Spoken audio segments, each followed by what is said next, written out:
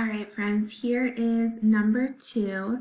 It says, what is the volume of the solid figure below? Show your work. So you're going to go ahead and you're going to take your little drawing tool, and I am going to break this figure apart right here.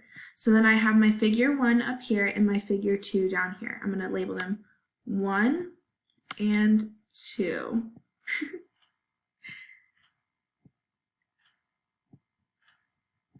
All right, so figure 1, my length down here, this is my length of figure 1. So is there any other place on figure 1 that shows me my length? Well, if you look back here, we have a length of 2 feet. All right, so we know our length for figure 1 is 2 feet. Our width from the front to the back, the figure is the same width all around. So both figure 1 and 2 have the same width, and that's going to be 3 feet. And our height goes from the bottom to the top. We know this.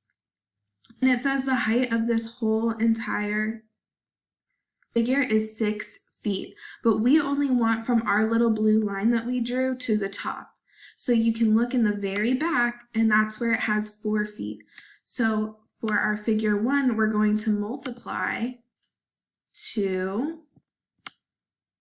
times 4 times 3. Okay, do not judge me for this. I'm doing my best. So that's for our figure 1. For figure 2, down at the bottom, our length across the bottom is 8 feet. We didn't break that apart. We know that 8 feet is the total length. Our width, we said, was the same of the whole figure, so we know it's 3 feet. And our height from the bottom to the top over here is 6 feet, but we already used 4 of those feet. So what's this number going to be down here? If we had 6 and we used 4, what do we have left? So then you're going to write over here, our length was 8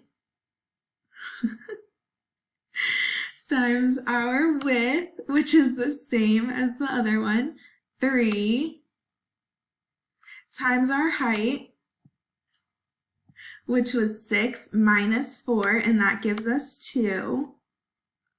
Okay, now you're going to multiply both of these equations and add up your answers to get your total volume of this figure. You guys did an awesome job yesterday, so I'm going to stop here because I know that you can do the multiplication. Message me if you have any questions, okay?